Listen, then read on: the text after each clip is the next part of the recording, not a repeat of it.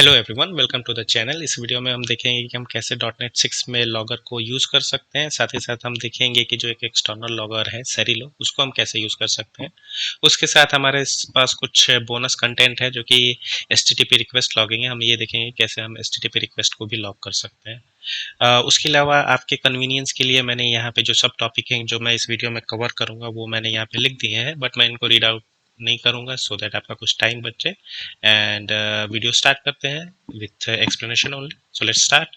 तो जब भी हम कोई ये वेब ऐप या फिर कोई वेब एपीआई लॉन्च करते हैं विथ डिफॉल्ट लॉगिंग सेटिंग, तो हम ये देखते हैं कि हमारे पास कुछ लॉग्स हमको कंसोल में दिखती हैं। और ऐसा इसलिए होता है क्योंकि जब हम क्रिएट बिल्डर मेथड कॉल करते हैं तो ये क्रिएट बिल्डर मेथड क्या करता है, हमारे लिए कुछ लॉगिंग प्रोवाइडर ऐड कर देता है। और जैसे ये लॉगिंग प्रोवाइडर ऐड करता है हम क्या कर सकते हैं, हम कहीं पे भी अपने लॉगर को कॉल कर सकते हैं। अपने लॉगर को कॉल करने के लिए हमको सिंपली क्या करना है, हमको लॉगर का एक इंस्टेंस क्रिएट करना है और उस इंस्टेंस को हमको बताना है कि वो कौन से क्लास के लिए, फॉर एग्जांपल इस केस में कंट्रोलर के लिए है, और मुझे डिपेंडेंसी इंजेक्शन के थ्रू उसको इंजेक्ट कर देना है। वंस हमने वो कर दिया तो हम सिंपली उस लॉगर को यूज़ कर सकते हैं। ठीक है।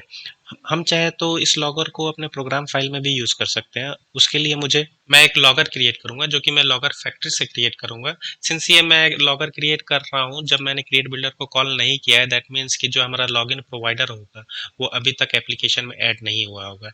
इसलिए मैं सबसे पहले क्या करूंगा, मैं इसके कॉन्फ़िग में मेरा कंसोल लॉगिन प्रोवाइडर ऐड कर दूंगा।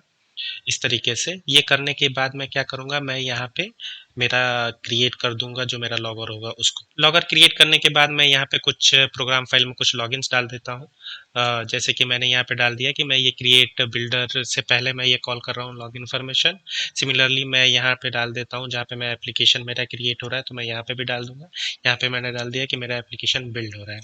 अब मैं इसको रन करूंगा तो जैसा कि आप देख रहे हैं मेरे प्रोग्राम डॉट सी एस से मेरे पास कुछ लॉग्स आ गए हैं, जैसे कि क्रिएटिंग बिल्डर, उसके साथ साथ बिल्डिंग एप्लीकेशन जो कि मैंने अभी अभी लॉग किया था। इसके अलावा मुझे पता है कि क्रिएट बिल्डर से पहले मेरा कोई एरर नहीं आएगा, तो मैं क्या कर सकता हूँ, मैं सिंपली इसको रिमूव भी कर सकता हूँ। मैं चाहता हूँ कि मैं ये लॉगर ना यूज़ करूँ, मैं इन बिल्ड जो मैंने ऑलरेडी मेरा जो क्रिएट बिल्डर ऐड कर रहा है अगर मैं उसको ऐड करना चाहता हूँ तो मैं वो भी कर सकता हूँ। उसके लिए मुझे सिंपली क्या करना होगा, मैं वेब एप्लीकेशन का यूज़ करूंगा और उसके थ्रू मैं लॉगर लूंगा और इन्फॉर्मेशन को चाहूँ तो लॉग कर सकता हूँ। तो अगर मैं इसको भी रन करूँ तो तुम देखोगे कि मुझे आउटपुट में ये मिल रहा है। तो इसके लिए मुझे अब अलग से एक्सटर्नल लॉगर क्रिएट करने की जरूरत नहीं है प्रोग्राम फाइल में। तो ये तुम देख रहे हो कि मेरा लॉगर लॉग कर रहा है यहाँ पे। तो जैसा कि मैंने बताया कि हमारा क्रिएट बिल्डर मेथड क्या करता है, कुछ डिफॉल्ट लॉगिन प्रोवाइडर ऐड करता है जो कि मैं केस कर रहा हूँ, जिसमें से एक कंसोल भी है।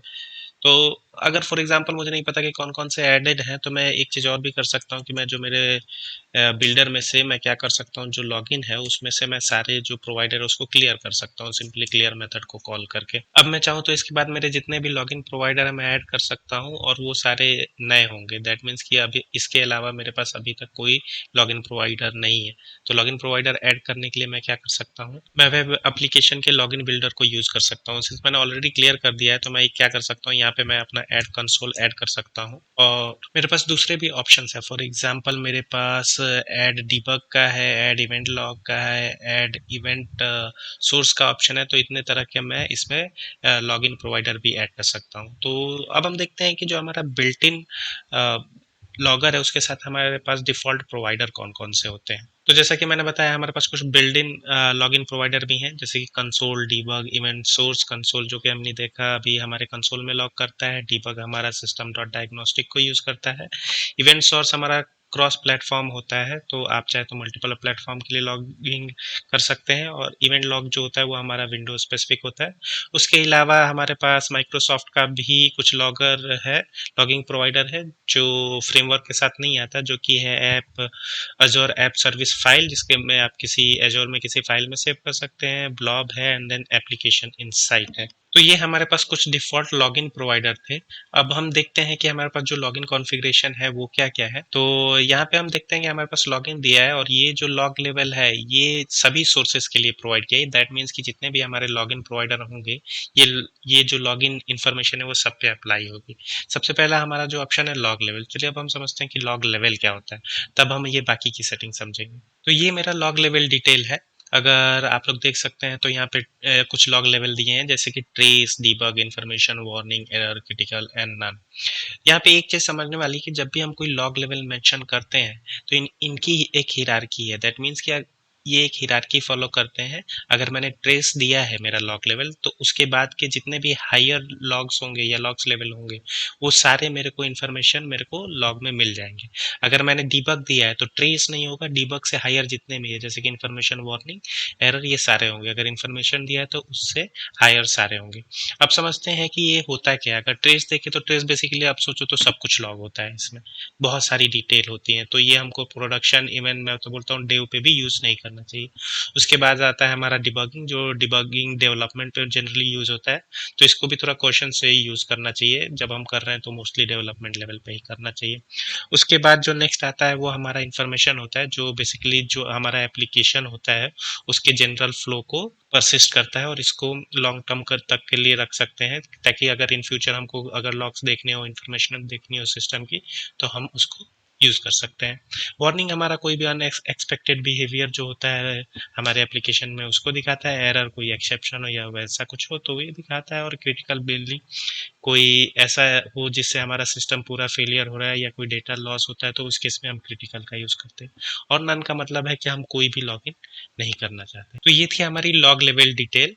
अब हम वापस चलते हैं और समझने की कोशिश करते हैं कॉन्फ़िगरेशन में हमको क्या दिया हुआ है। तो अगर इस कॉन्फ़िगरेशन को हम समझने की कोशिश करें तो सबसे पहले हमारे पास डिफ़ॉल्ट दिया है। डिफ़ॉल्ट का मतलब होता है कि जितने भी हमारे सोर्स है, दैट मीन्स कि जो ऑलरेडी पैकेजेस जो हम यूज़ कर रहे हैं और उसके अंदर जो लॉगिन है उसमें से हम क्या लेना चाहते हैं।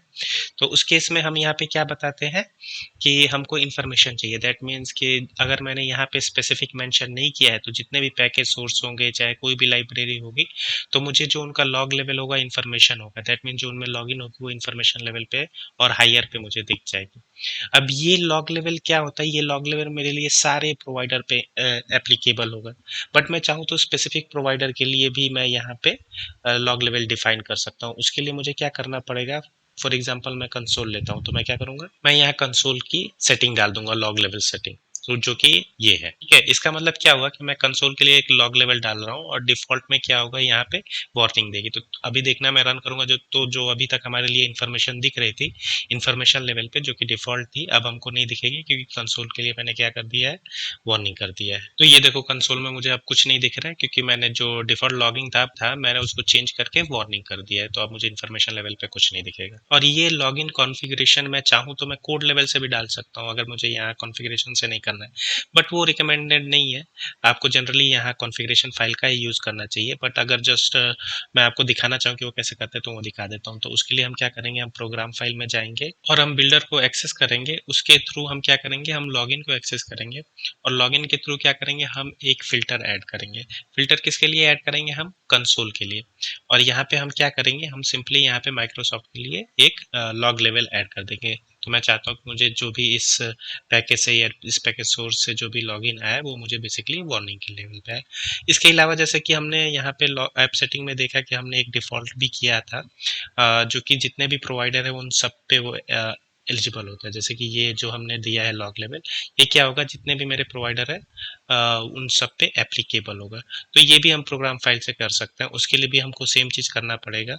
सबसे पहले हमको बिल्डर लेना है, बिल्डर के बाद हमको क्या करना है, इसका लॉगिन लेना है, लॉगिन के बाद हमको एक फ़िल्टर ऐड कर देना है और इस केस में माइक्रोसॉफ्ट के लिए वार्निंग। तो ये क्या होगा, ये सभी प्रोवाइडर पे एप्लीकेबल होगा। अगर आपने ये वीडियो यहाँ तक देख लिया है, दैट मीन्स ये वीडियो आपको अच्छा लग रहा है और आप इससे कुछ सीख रहे हैं, तो प्लीज़ सब्सक्राइब करें, लाइक करें और शेयर करें। Thank you so much.